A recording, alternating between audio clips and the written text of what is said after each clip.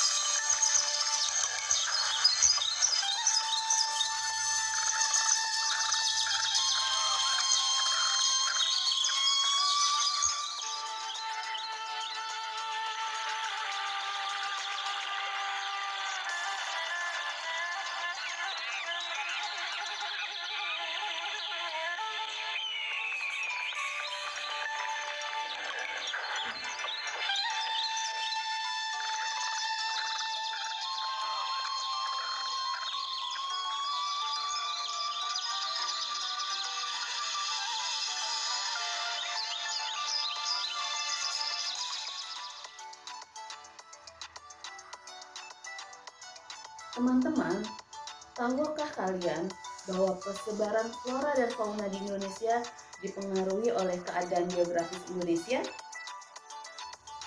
Teman-teman, di pertemuan sebelumnya kalian sudah belajar tentang potensi pulau-pulau yang ada di Indonesia. Wah, ternyata Indonesia begitu kaya ya, baik itu kekayaan alamnya maupun kekayaan suku dan budayanya. Hari ini kita akan belajar materi keadaan geografis Indonesia. Diharapkan dengan mempelajari materi tersebut, kalian bisa mengetahui keadaan geografis Indonesia berdasarkan kenampakan alam, kepadatan penduduk, iklim, serta persebaran flora dan fauna.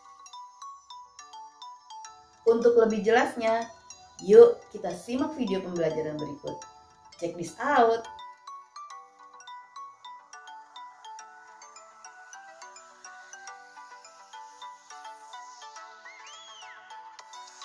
Keadaan geografis Indonesia yang akan kita pelajari hari ini yaitu berdasarkan kenampakan alam, kepadatan penduduk, iklim, dan persebaran flora dan fauna.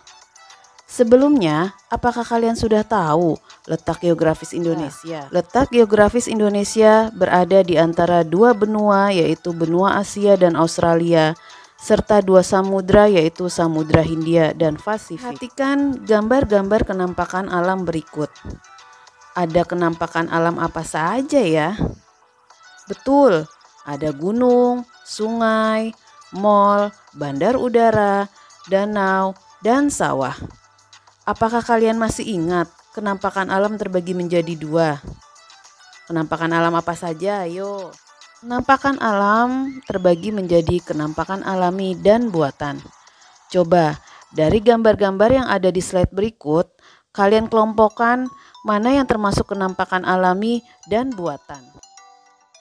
Kenampakan alami adalah segala sesuatu yang ada di alam yang diciptakan oleh Allah. Contoh kenampakan alami yaitu sungai, gunung, pantai, dan danau.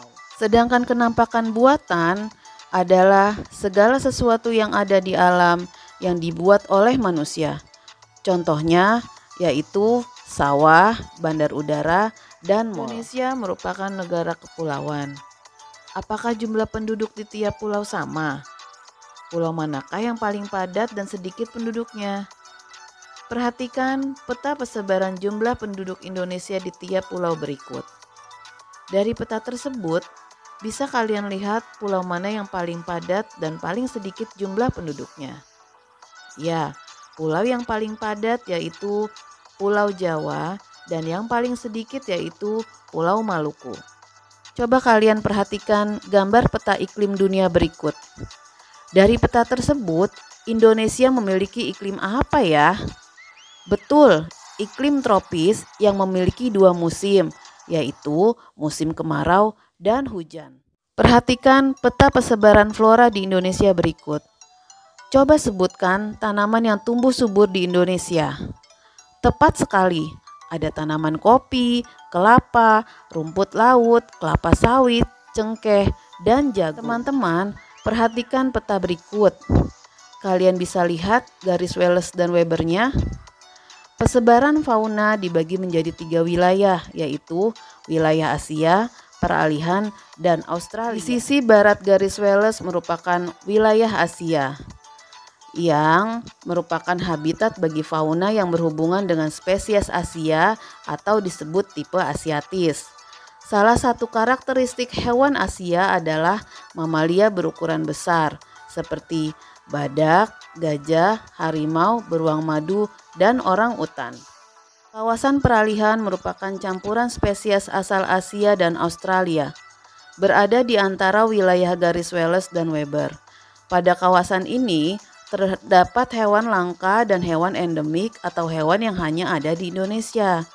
Contoh hewan di wilayah peralihan yaitu babi rusa, kuskus, biawak, anoa, tapir, dan komodo. Di sisi timur garis Weber merupakan wilayah Australia, merupakan habitat fauna yang berhubungan dengan spesies Australia dengan ciri-ciri mamalia berukuran kecil, banyak hewan berkantung, serta burung-burungnya memiliki bulu yang indah.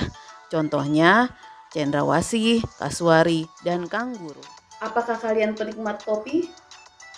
Tahukah kalian jenis-jenis kopi yang ditanam di Indonesia? Ya, ada kopi Arabica, Robusta, dan Liberica. Di Indonesia, lahan yang digunakan untuk menanam kopi masih terbilang kecil dibandingkan potensi alam Indonesia. Hal itu dikarenakan sulitnya memperoleh kualitas benih dan bibit yang baik.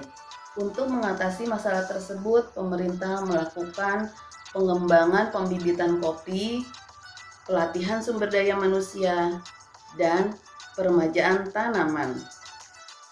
Anoa merupakan salah satu hewan endemik yang dilindungi dan menjadi ciri khas dari Pulau Sulawesi.